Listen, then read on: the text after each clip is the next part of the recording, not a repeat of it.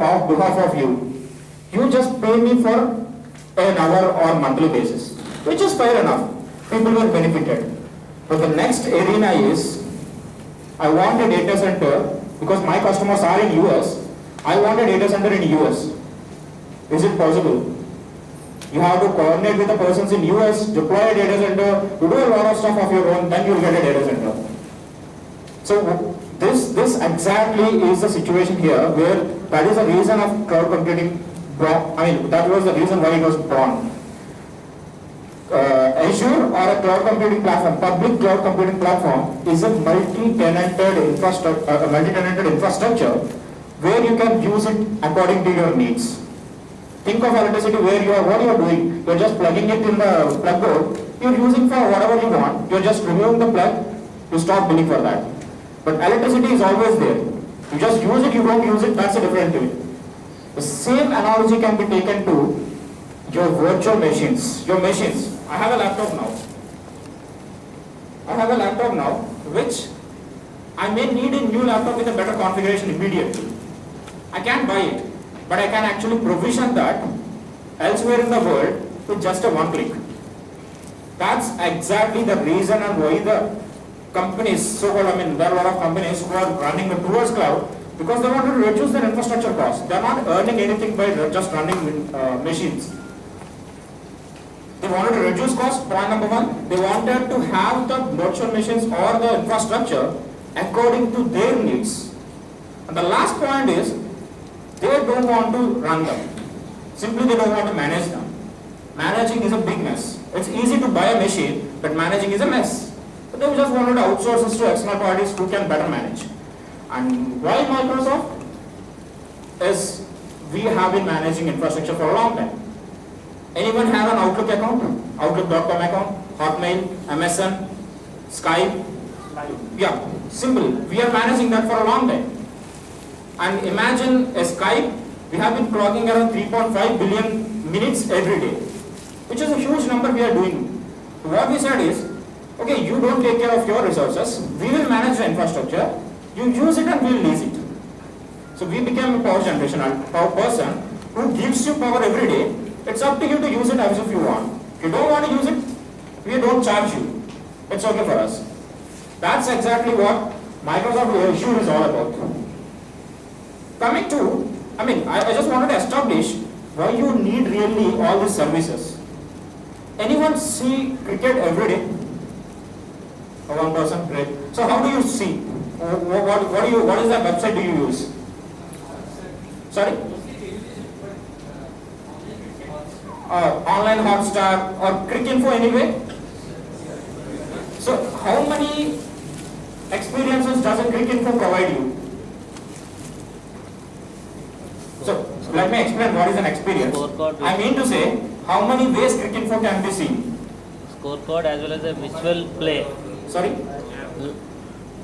Visual live score, live play. Yeah, I'm more curious on, is it on your phone, is it on a website? Anyway, correct? So, you essentially have 3 experiences for any website. So, number 1, a website experience. What does a website experience do? You wanted to drill down into everything. You wanted to drill down into everything. You wanted to see who won, what is the recent score. You just wanted to drill down into every arena where you have a lot of information for Cricinfo, in Cricinfo. This is one kind of experience. This is a traditional experience people use today. Can you name second experience and when do you use it? Excellent, mobile apps. But between mobile apps and this info, there is one more thing called tablets. So, this is more information. You use it when you are sitting at home, you are free, you just wanted to browse it. The second one is needed information. You are just traveling on a flight.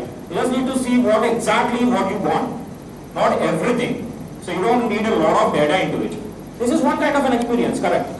The third one much needed information. Now, a question for you, and I don't have goodies, but I would have given you one. What do you do?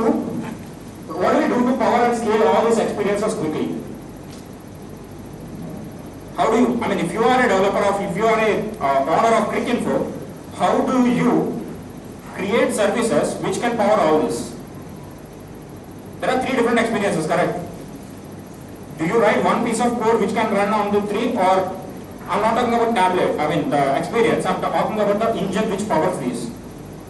Do you write one, or do you need to write three of them differently? You write one and Sorry?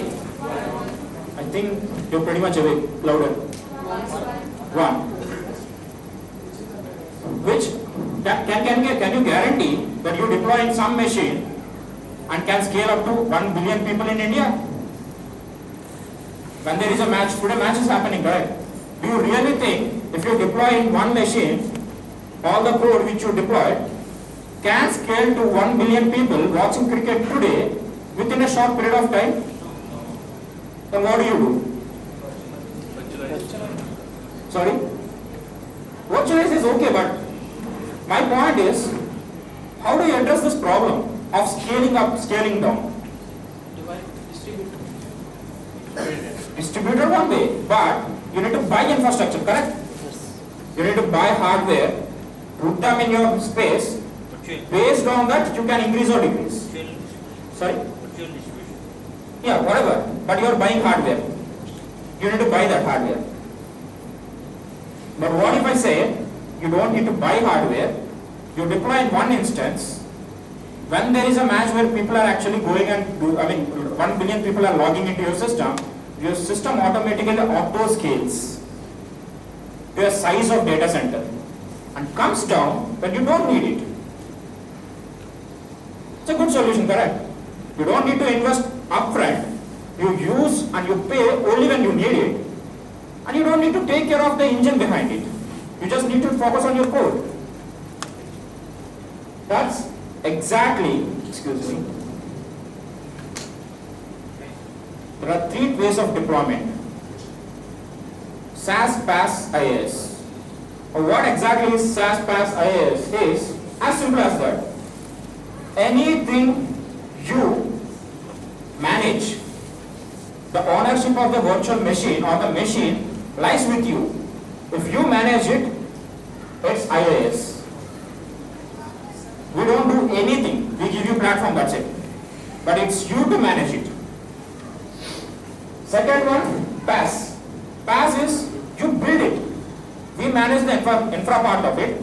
You build the code and give it to us. We will run it. We will do all the patching, all the updates, everything we will do it.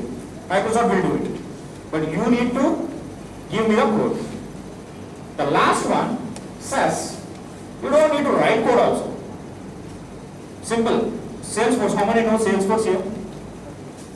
It's a SaaS application. Or how could I put it this way? A simple SaaS solution is Office 365. Anyone know Office 365? Yeah, that's a SaaS solution we have. What it essentially gives you is you don't need to code, you don't need to write anything. All you need to is just customize the UI, that's it. So, this is very important because these are the three building blocks of any cloud computing platform. You take the ownership or I take the ownership. It depends on the way we take the ownership. You put one of these into the picture. Either you use SaaS solutions or PaaS solutions or IaaS solutions. So, Microsoft has PaaS and IaaS in Azure. If you look at, you manageable vendor. Imagine the different layers. If you are running your software on your local machine, you have to take care from the networking to the applications. It's as simple as that. What if you buy a car and what if you book a Uber? If you buy a car, you need to pay the road tax, you need to take care of your car, you need to do all the stuff you wanted to do. But if you book a Uber, you just take the trip. We will charge you. Uber will charge you. That's what software as a service is. But you rent a car, it's platform as a service. You take the car for a day or two and you use it as if you want. That's platform as a service. And you buy a car is infrastructure as a service. You lay the road also, it's packaged software. You take care of the road also, then it's packaged software.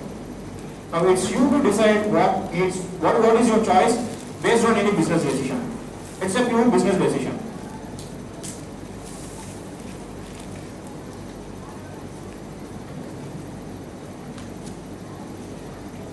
So far I talked about what exactly is cloud computing, all such stuff. I'm going to talk about what, as a Microsoft, what we are doing for cloud computing. As simple as that, any company has their own data structure, correct, data center, which is already there. We don't want to change that. We built 24 data centers around the world. We have already 24 data centers.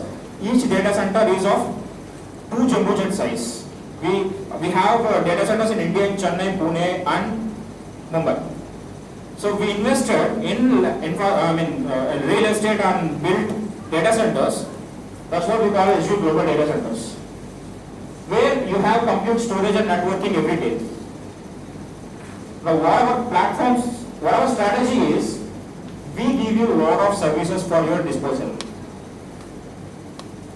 and we also allow you to take care of your own services. So Microsoft just wanted to give you a unified platform where you can run your on-premise data center with no issues. I mean, basically we give you a software to run your on-premise data center, or you are out of your data center cost. I mean, you want more than what you want. You can push it to our global data centers. You can scale up to our data centers, you can come down to your data center up to your needs. Microsoft wants to be a public cloud platform which can play a hybrid role between these two. Maybe it's with your data center or our data center, we wanted the services to run alike.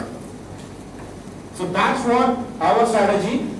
Consequently, I will talk about data centers, infrastructure, and platform as a service. I will also show you a demo of how to create a virtual machine in US by sitting here. Say, for example, you wanted to create a virtual machine in US, how simple it is to create in Azure. I'll show you in second half of this session. But just try to understand, the strategy is very important. Our strategy is simple. The infrastructure which you already have, we wanted to retain them. The better the workload you want, we wanted to make sure that you run in our data centers. We create the unified software which can actually run in your data center or in Azure. And we have around 56 plus services which can do your job, ranging from virtual networks, software defined virtual network, storage, infrastructure, to a web application, IaaS servers. So whatever you think of, we have that readily available. All you need to just do is either take care of the virtual machine, put your code, or use the service as is. It's up to you. And this is our platform. We also are creating a lot of SaaS applications, like Office 365. We are building a lot of SaaS applications which can talk equally to your on-premise as well as Azure data centers. So we wanted to be there in all the three, either private, public, hybrid clouds, no matter what the cloud is. We have solutions for private cloud, we have solutions for public cloud, and we have solutions for hybrid cloud. So say, for example, you're running a machine learning algorithm which takes 300 virtual machines. You have only 200. You still need not worry. Just deploy our Azure stack. It can create 100 in Azure, and once your job is done, delete 100 in Azure. This can scale up and scale down as if you want. And by virtue of that, this is what we have achieved so far. Microsoft is the leader in hybrid storage, public cloud, storage network, and this is not by us, this is not the validation by us, this is given by Gartner. I think you heard about Gartner in one of the sessions today morning. Gartner is a third-party vendor which says who is leader in what. So Microsoft is the leader in almost in IaaS, cloud storage, enterprise PaaS, virtualization, and DBMS today. And this is interesting. these are the data centers. And if you see this, what are these? Can you anyone tell me what are these?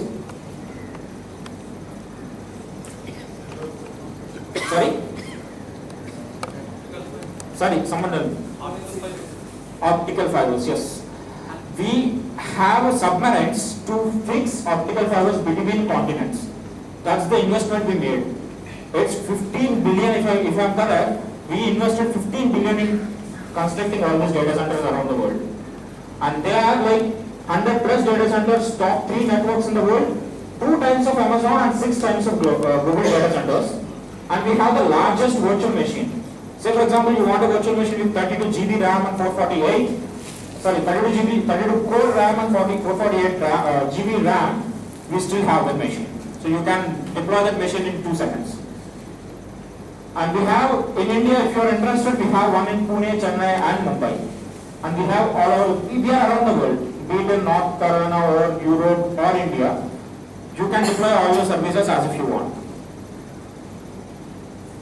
Any questions on this slide? You wanted to know more or these are, forward to mention you, these are the best data centers.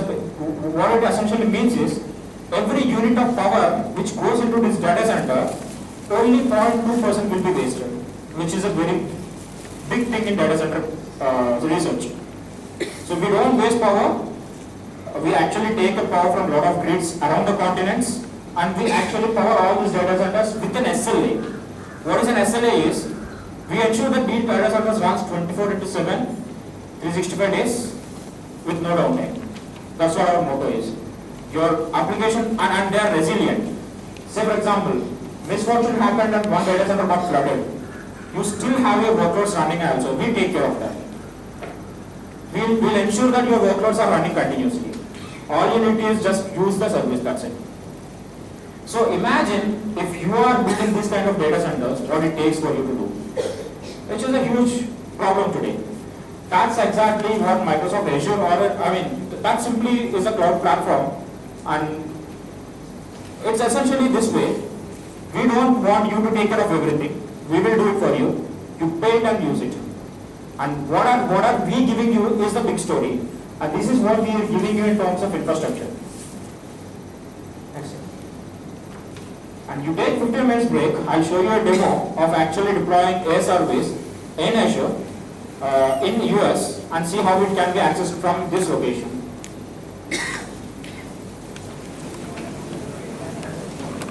If you see this, you'll say, yeah, that's a helicopter, that's a bad mobile. It's pretty evident that this is something, and that's not what you want.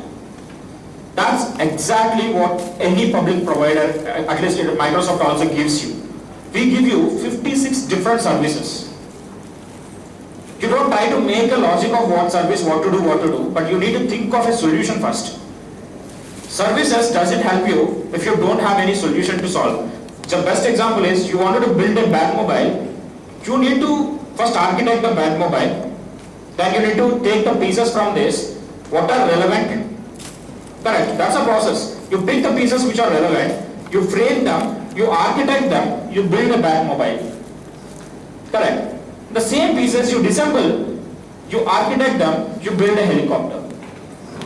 There are two distinct requirements. Bad mobile wants, someone needs a bad mobile, you build it. Someone needs a aircraft, you build it. But what if someone asks you, hey, can you give me another bad mobile with a background on it? You still can. It's a little change. You need to pick one of the blocks again, see what fit into it, do a POC, then start building it. Are you clear with this? That's exactly what I'm trying to convey in next coming slides. We have deployed, as I said, we have deployed 24 different regions in Azure, and we build compute storage networking.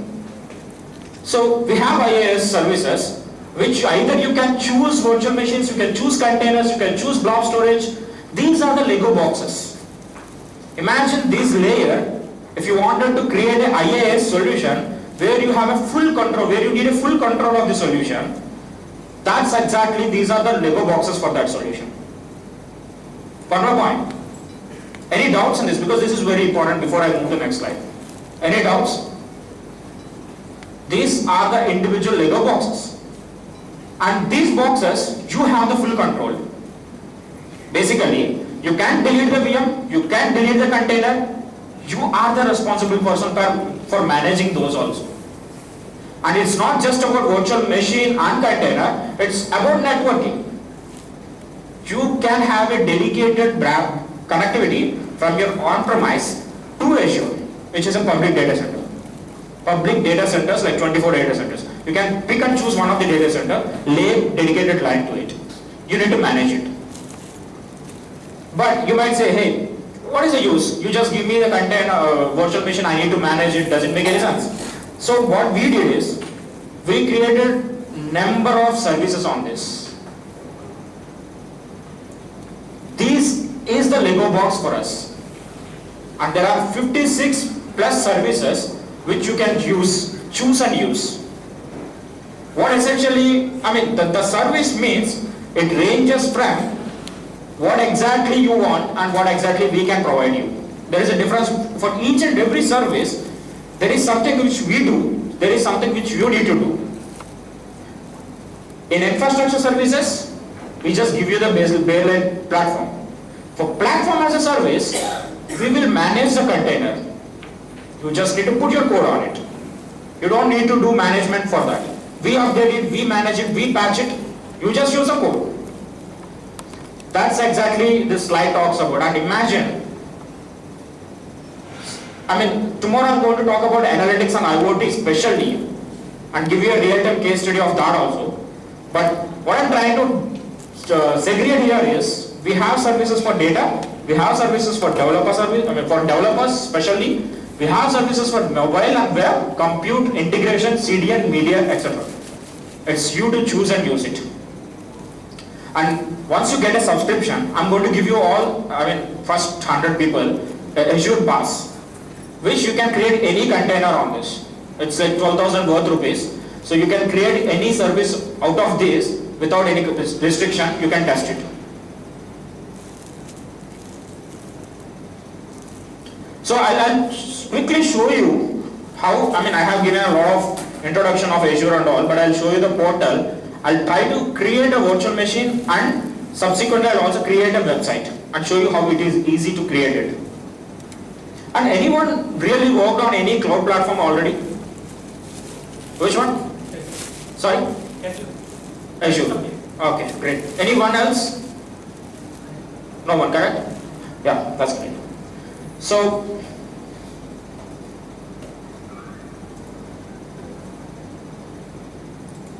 this is the Azure portal.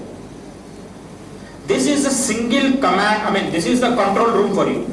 You can do any kind of operations on our data centers until you pay. That's a separate thing. Until you pay, this is a command line control for any of our data centers. And just imagine you wanted to create a virtual machine, new, and here are the services which we provide. Virtual machines, web and mobile data and storage. You can pick and choose one of the category. As I said, you are building a Batmobile, you need to pick and choose the service as if you want. So the building blocks, how you pick the building blocks according to your need, you need to pick and choose a service based upon your requirement. So my requirement of this demo is to create a virtual machine in US for my customers who are in US. I'll go to virtual machines. And the beauty of this is, you don't need to purchase any license. Imagine if you want to install a Windows server, previously you have to purchase a license. But right now, you just use it and license cost is included in it. I'll go to, someone pick a, I'll show you the entire portfolio of applications. We have around 3,000 plus virtual machines for your disposal. Here are the servers which we have. And we also encourage our partners to deploy their servers in our Azure. It's a kind of your Android or mobile phone market. You have a market where you can choose your flavor of whatever the application you want, you deploy on your subscription. As simple as that. Subscription is a single boundary for you. So the moment I give you the pass, you register with that pass, you will get this window.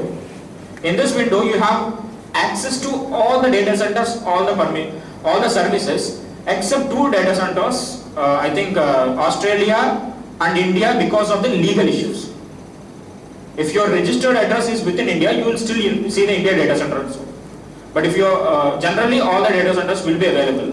I'll create a Windows server, simple Windows server, or let me create a Windows 8 at least. Windows 8 Enterprise version. Yeah.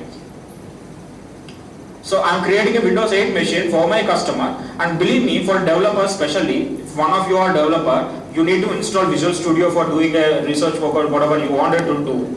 You don't need to deploy deploy Visual Studio in your machines. You can select one of these machines. It has Visual Studio already installed in it with SQL Server, whatever you wanted to, and still go ahead and use it. So I'm creating Windows. What should I pick? Windows 8 or Visual Studio? Sorry? 8. Great. I'll pick Windows 8. I'll create. And this is the configurations. This is the input you need to give for setting up Windows 8 machine. I'll say JNTU Windows 8. Okay. Great. And username JNTU student. Password, I'll just give some random password which is secret for me. So, and I'll resource group. Forget about resource group. These are the boundaries actually. So I'm just giving the resource group as Windows 8 RG3. And here is the location which I can select. See, I can select Brazil, Central US, East Asia, which is Singapore, Hong Kong, Japan, South Asia. I can select pretty much all the data center I want. And these are Azure data centers. Now I'm selecting Central US. I wanted to deploy this machine sitting in Vizianagaram. I'm going to deploy a machine in Central US. I'll say OK. Now this is the beauty again. Now it will ask me what is the size you want. It's okay, I'll create a virtual machine. But what is the size you want? Is it 2 cores, 2.5 cores, the way I buy my laptop? I'll choose the best configuration available, correct? There are a lot of pricings. There are a lot of sizes ranging from DS2 to DB2. DB2 are the latest machines with Intel chip processors. And you can, based upon your need again, as I said, the Lego has to be selected based upon the need. So if I am actually giving it to a small user who don't do pretty much work, I can go ahead and select simple machine with A4 configuration. A3, A4, which are like 14 GB standard RAM. I can go ahead and select A3, and it also tells you how much monthly estimated charge it will be. If I run this virtual machine without shutting down, complete month, I'm going to get a bill of $178. If I shut it down at night, it will be half of it. We charge you per minute basis. Every minute you run, we'll charge you. So I'll select A3 for demo purpose. It's okay, I can spend some $178, not an issue.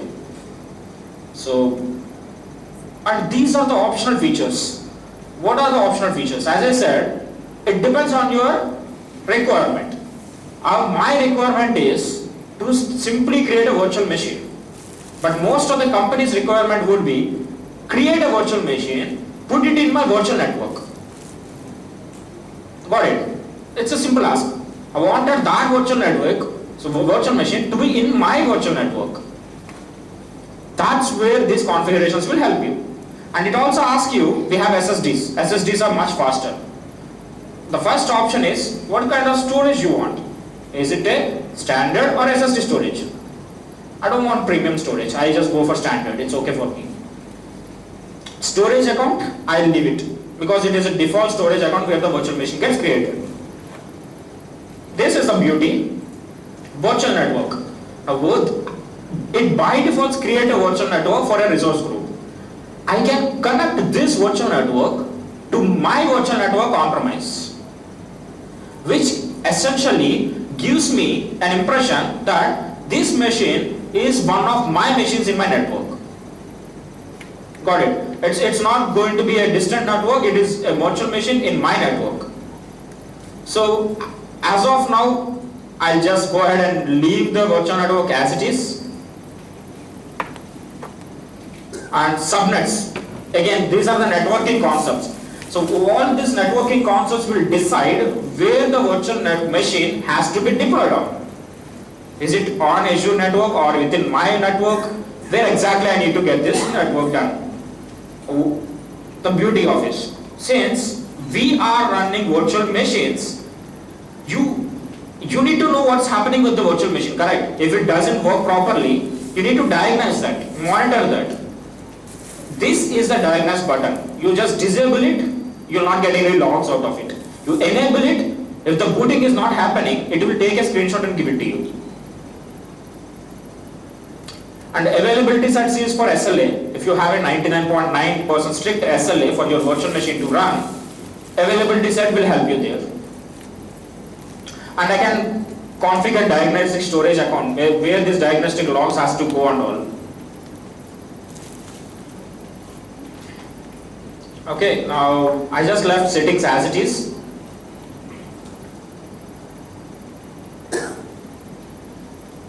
I'll say okay. Now it will give me a summary. It will validate all the settings what I have done. So it essentially says, okay, trademark reserve name, great. JNT is a trademark name, see.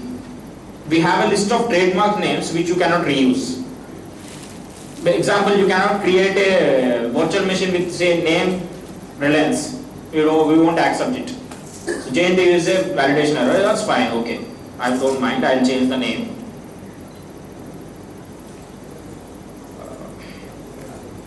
I'll just give a resource group new name, Windows RGB. Yeah.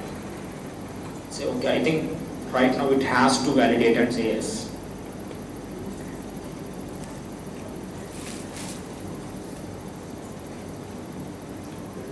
Okay, let me select a size. I'll say A2. Okay. I'll say okay.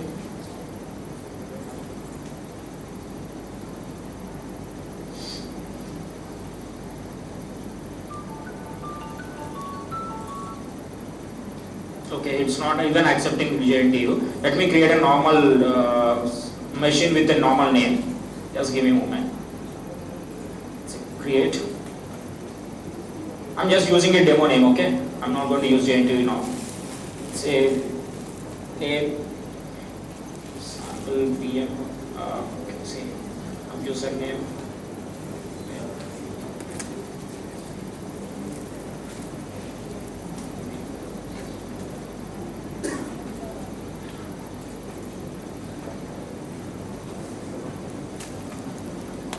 Going to deploy, I'm just redoing the same thing. I'm going to deploy in Central US and say OK. I'll select size, select A2. I'll leave the settings by default.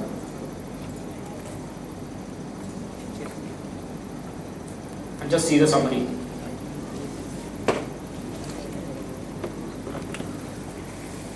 Validation passed. So we say okay. Now what exactly we are doing is, see, the portal is submitting a deployment. It is submitting a deployment to a program running in all our data centers. It's a continuous program runs on which we call it as Azure Fabric. It sends a request to Fabric to initiate a deployment in US. With all the settings we configured it to be. As simple as that. Now it's up to you to choose the settings again. I mean, you can customize as if you want. So yeah, it may take another 5 minutes. Sorry, deployment started. You can see the status of what's happening with the deployment.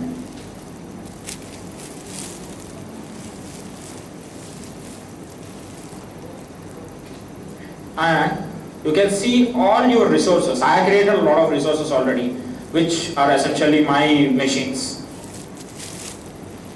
You can search and see your machine getting created here.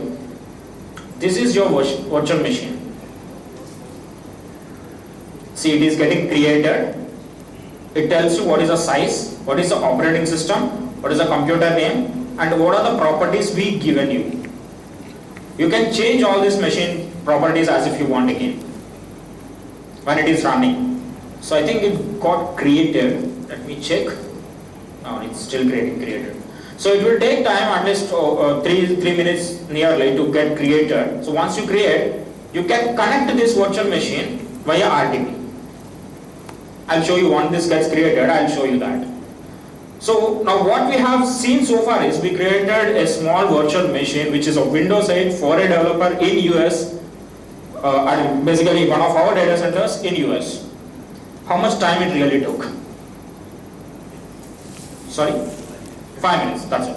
So what if you really wanted to buy a machine? Huge cost. And I don't think I'm going to use this machine for more than 2 days. Because I have a presentation. So last time when I went to a presentation, what I did is I don't have my laptop, I don't have my pen drive, whatever. I just created a virtual machine, did my work, whatever I wanted to do, shut it down, go to the customer location, open from his internet. That's an easy job. And I'll delete it once I did my job. Correct. And this is one of the use cases I'm talking about. And if you talk about any customer use cases, like a company which has a lot of big data projects. Big data projects, your data will get changed. Today's data is not relevant tomorrow. There is no point in investing on a large hardware where you dump all your big data and use it for future. It's better you actually go ahead and use public cloud. But what we have seen now so far is we concentrated on infrastructure. We created a small virtual machine and we tried to launch that virtual machine. I'll show you the virtual machine running right in a short while. But as virtual machine, I just show you a sample. Most of you might know the virtual machine, but I showed you a sample. Imagine the big picture, which is a platform as a service. I created a mobile app within 2 days in mobile service. I just wrote my code, I deployed my code in mobile service, created an auto scaling to it. So tomorrow my mobile app get a lot of visitors, it can auto scale by itself based on the request. As simple as that. So we have different services ranging from compute to data based on the requirement. A requirement is the key. And we also emphasize on security. Since this is owned by us, we emphasize security to an extent that your subscription is completely yours. You will have control. We can't even log into that machine. From Microsoft side, if your virtual machine is deleted, we don't even know what's happened in that. Everything runs automated within a fabric. So which you can be guaranteed. I'll show you the certifications Microsoft platform has. These certifications are authorized by third parties. We don't do it. They give a certification saying, okay, your data centers are okay to run medical data. They certify us. And we support a pure hybrid operation strategy. So far what we saw is something created in Azure. But what if I wanted to extend my data center to Southeast Asia? I have a data center in India. I want a new data center in Singapore. I don't want to destroy my India data center. I want an extension to my data center where I have services for that also if you would like to have.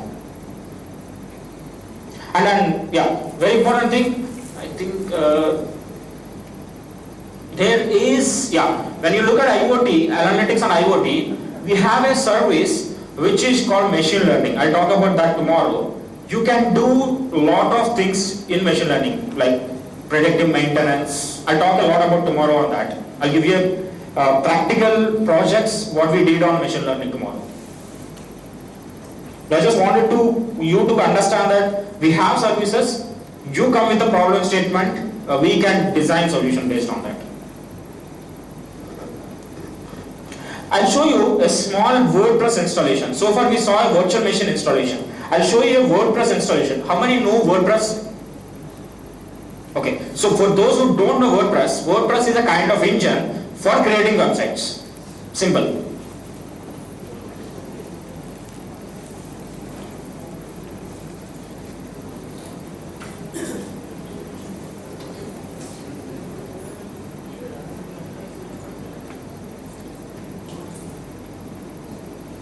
Okay, so let me create WordPress. The same strategy. I'll go to new, and I forgot to tell you, I just wanted to show you this UI. See here, service health status. We have all the 24 data centers.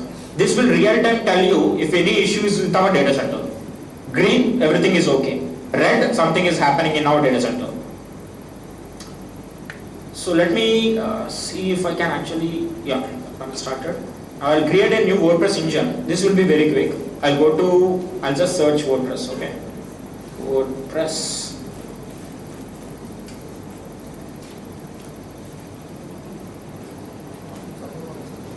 Click on WordPress, create.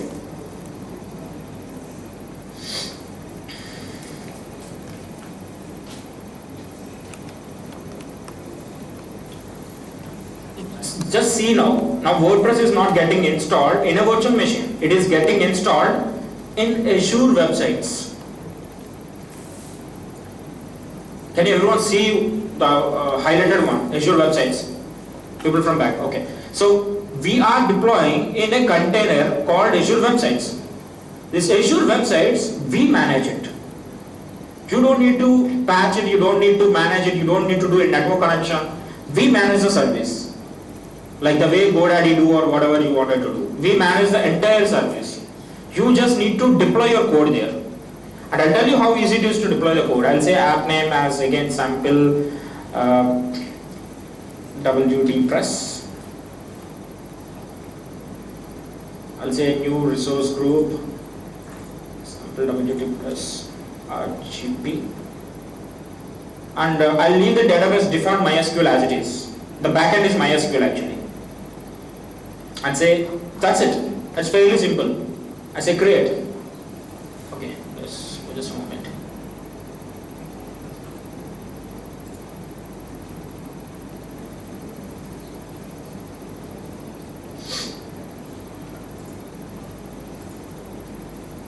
Yeah, there is an app service plan. See, you don't need to think a lot into these details. These are for scaling purposes. So it's like every service will have a plan. Like your postpaid plans. You start with small plan, you increase to next plan, you come back to the postpaid plans, you top up your postpaid. The same applies here also. The way you do your postpaid top ups, the plan also works the same way. You select a plan, you select a smaller plan, you will have a little lower functionality in terms of the size you get and all. You increase the plan, you will get more functionality to it.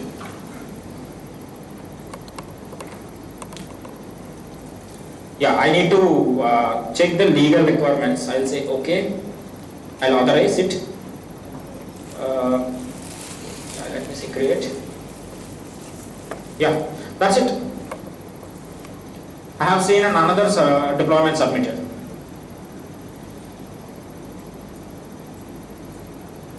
See, I already created this my sample VM. Now let me connect to that VM and show you.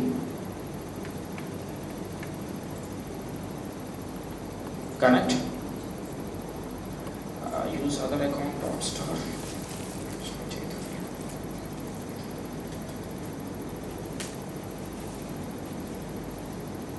Great.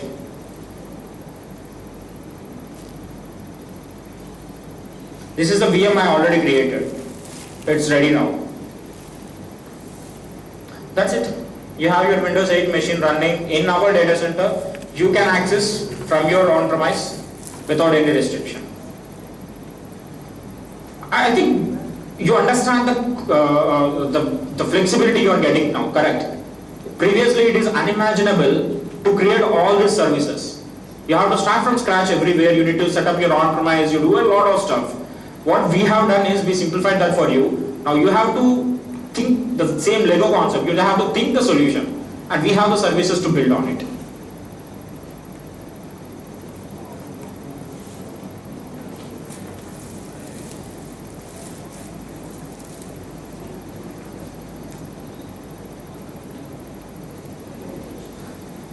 It's getting deployed. Let me.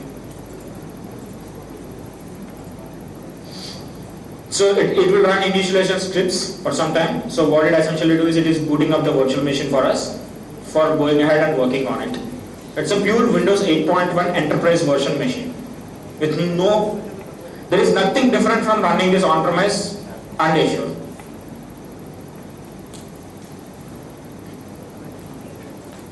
Just give it a moment. Let me see.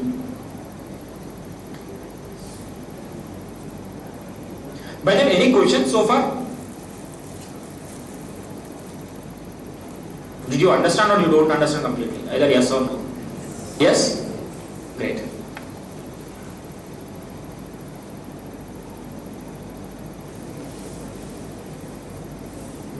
Yeah, let's read. Yeah. Is it possible to know where our application is running? I mean, which data center our application is running? That's a very good question actually. The question is, I'll repeat the question again please.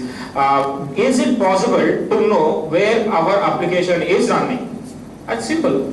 You just go ahead, click on this. I created in Central US. Click on that location. Everything you submitted will also show you that. It's also possible to know what size of the virtual machine is also. And if there is any health issues for your virtual machine, you can check the health also. Is it your virtual machine not doing good, doing bad? Or if you wanted to know boot if you wanted to see the boot diagnostics, you can go ahead and see whether your virtual machine really booted or not. Is it still struggling to boot or it's already booted or not? You can completely control that VM from this machine or from this service by directly. Here is this. A pure Windows 8 machine which runs in Azure. Now you can go ahead and deploy whatever you wanted to deploy on this and start giving it to your end users. This is best for people who are actually traveling a lot, who has developers all around the world, who really wants to start a startup, still wanted to have developers around the world. It's easy one. How to copy the data? Sorry? How to copy the data in this? Sorry, I can't hear you. Sorry. How to copy the data in this? That's a great question. Again, the question is how to copy some sort of data from your on-premise to Azure virtual machine. We provide you 3 different ways of doing it. SZ copy, there is a tool which can copy it. We created a tool for copying. Second one, you treat this as your normal virtual machine. Just cut, copy, paste. It's a simple virtual machine, correct? It is not different. It's not a virtual machine which is something special. Copy your data, paste it there, or use AC copy. It's a tool. Or you use third-party products like I don't remember the name. Cytanya, I guess. Yeah, Cytanya. There is a third-party product which can help you to copy the data completely to Azure. So copying is not at all a big deal. And we also, and very important thing, we have services which can be like a insurance for your virtual machines. We call it as Azure Backup. Sorry? Is it someone said something? Yeah. So we call it as Azure Backup. What it essentially means is when you are running virtual machines, what if it goes down? You can pay insurance, like a small amount, you can back that virtual machine into Azure again. Whenever your virtual machine goes down, you can revert it back. So these are the things, disaster recovery. What if your whole data center got flooded? You can do a backup of your data center on-premise to Azure. You lose your data here, you still have one copy in Azure. Personally, I back up all my local hard drive to Azure. The reason, I may lose one of this, correct? I can lose this PPT. But I have to get that back from Azure. I can do that. There are many use cases. The use cases can be elaborate. And that's interesting to listen to the use cases because that's where you know how to use the product.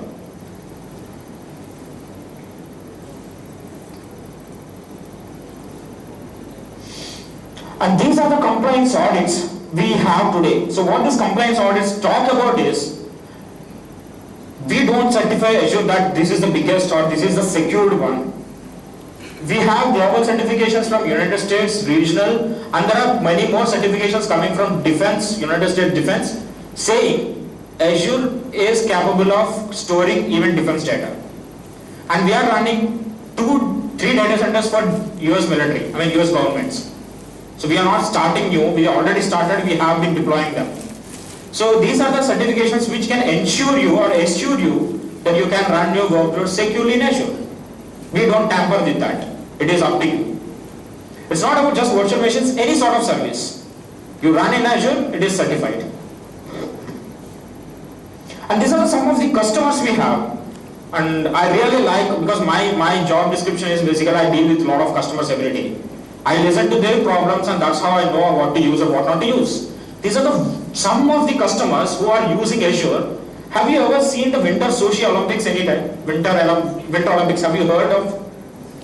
It's the biggest project running in Azure. We ran that in Azure, which scaled from, I think within 3 seconds, it scaled from almost 2 cores to 15,000 cores. Within 3 seconds, because people log into the machine at the same time. In Winter Olympics, when the Olympics started, everyone wants to see that. You will see a huge traffic growth. And that's the case study for Azure. We built the product.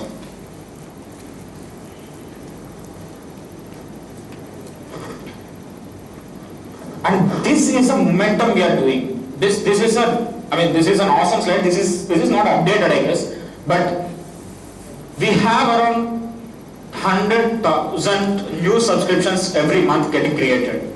We have around 20 million SQL data hours every day, and we have more than 50 trillion storage objects in Azure. All this will tell you the way we are growing, we are managing. All the data centers is something. This is a snapshot because we monitor Azure every day. This is the snapshot which we took, I think, a month back, which can tell you that there are 60 billion hits to websites which are deployed in Azure. And we also have a strategy where if your neighbor means you deploy some virtual machine and you deploy some virtual machine, you are trying to attack his virtual machine. We will actually understand the traffic, we will shut down your machine. We will give a notice to you saying your machine is not working properly. If you are continuing to do so, we will shut it down. So we have a proactive maintenance of not allowing others to cause any harm to the rest of the services.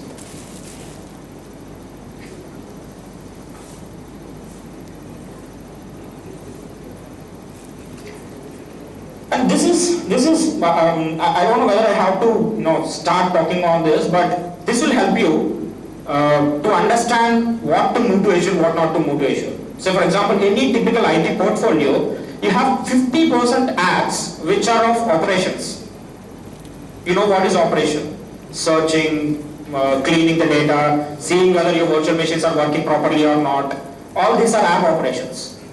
50% of the non-production workloads are app operations. 25 production workloads are existing custom apps. This is a typical IT scenario.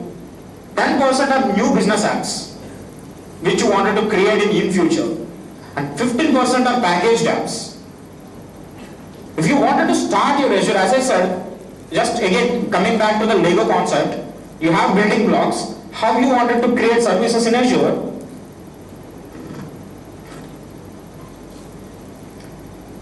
This is how you have to design. Application operations, you have to decide based on the application you would really look to put it on Azure or on your data center.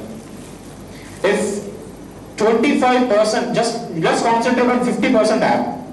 If you wanted to move to Azure, there are different ways of moving it. The range from, you have an on-premise solution. Say for example, one of our customer, I think, I don't want to name a customer, but one of our customer wants us to move their dev test environments to Azure. It's a very big organization. They have a lot of dev and test machines. They wanted to move to Azure. The reason they don't want to invest a lot of work just for creating virtual machines, giving it to developers and killing them after using them. That's kind of a workloads where you can actually create a virtual network in your data center, span that to Azure and run them there. The ways to connect, we have different ways to connect. You can create a IPsec, you can create a site-to-site connectivity. We created dedicated express route connectivity. There are different ways of connecting to Azure data center.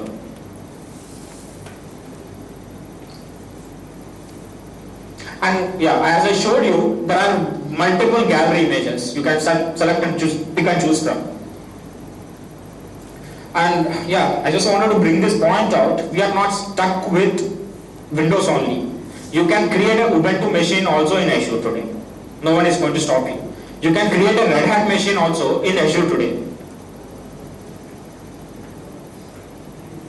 For packaged apps, you can use one of our PaaS services. You can use single sign-on, where I don't want to confuse you with a lot of technical details, but packaged apps, you can put them using PaaS services in Azure. You can recreate them. There are three ways: lift and shift, re-architect, born in cloud are the three different scenarios. Where you can either lift and shift your applications to public cloud, you can recreate the application, you can start creating something from scratch in Azure. And that's how we target customers. When I'm talking to a customer in general, I'll ask him, what is your workload doing? Does it have anything connectivity to on-premise or not? If yes, what is the type of interaction with on-premise data center? If there is nothing, can we do something in Azure from scratch? These are the questions which it's not as simple term like just lift and shift there. You have to understand a lot of things, because simple example, you have 50 servers where you cannot shift 50 at the same time. You will shift 5 at a time. But what of the rest of the components which are sitting? You have to have an interaction between each other. So you have to be very careful in migrating any workloads to cloud. And it also involves a lot of cultural shift. The moment I tell you a lot about cloud computing, you might still take some time to digest it. And imagine a company which is huge, invested a lot of money, they cannot take decisions like this. But that's where these slides talk about, where identify what are the applications in your organization, take a segment of the applications, do what is best for that application. Understand? For custom apps, if you are really doing a lot of customization to your app, you can burst them in cloud. I don't want you to re-architect the entire app. On the first day, you can burst that in cloud. Best example, high performance data, HPC clusters. Where you have a lot of data, for example, I can actually transport 20 GB to Azure. But what if I have 2 terabyte of data to move? It's a very huge pain. So you need to understand there is a cloud, the best apt scenario is cloud burst, where you can actually create a service which can actually take this load. We recently announced a SQL server which can, a table in the SQL server, half of the table can be moved to Azure without even changing anything. Half of the table can be on your on-premise. Say for example, you have 10 tables in SQL server today. You can select 5 of them which are not used frequently, move them to Azure. That's a high